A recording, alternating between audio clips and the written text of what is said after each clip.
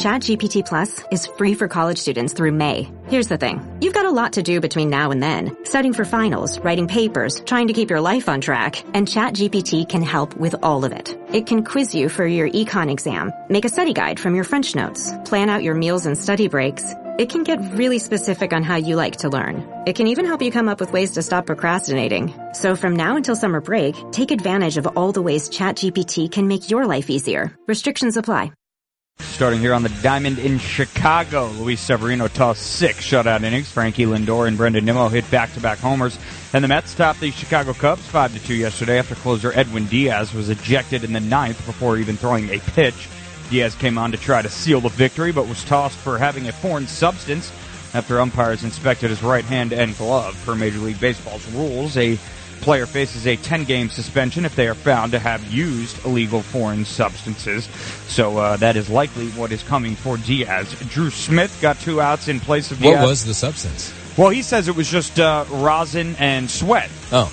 But the umpire following the game detailed that they've felt thousands of these of hands, of pitchers' hands and gloves and different parts of their uniforms, and that felt anything but rosin and just sweat. He said it was way stickier than that usually is, but Diaz is standing by his story. Now, do they go back and test it? How do they know, or is it done deal? They've made their decision. They usually take away the glove.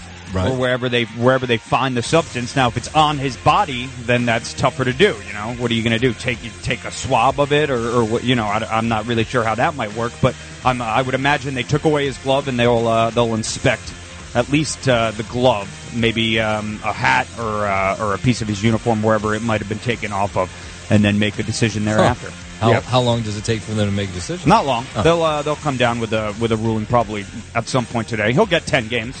Oh, you think it's a done deal? Yeah, I mean, it usually is. The league is strict on these things nowadays. So when no more just doing whatever you want. Exactly. That's right. You can't just do whatever you want. Now, if you want to go back to the times when we were spitting on the baseball, we could do that. But no, nothing other than just sweat and rosin. No, Mladen. Okay. It's not allowed, or else you're getting 10 games. Sucks because he just came back from injury too. So now he's going to be sidelined again for at least. If you play legally, then you don't have that problem. Well, exactly. Yeah. Just follow the rules.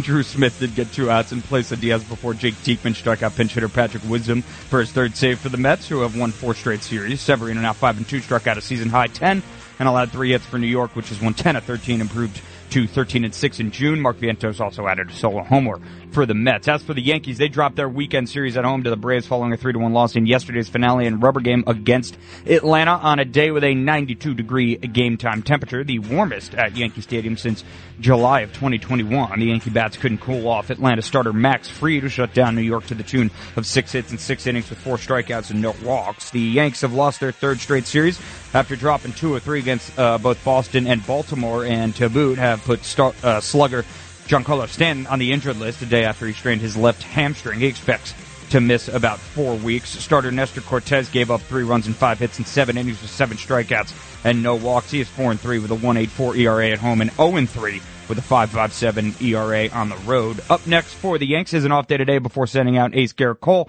to make his 2nd start of the season in tomorrow's Subway Series opener in Queens against the Mets, who are going with lefty David Peterson as of now. Checking in on our Staten Island Ferry Hawks here as well. They were defeated 8-4 yesterday by the Lexington Legends in the rubber match of a 3-game weekend set on Staten Island. And after an off day today, they'll head to Lancaster tomorrow to open a 6-game road trip and start a 3-game series against the Barnstormers.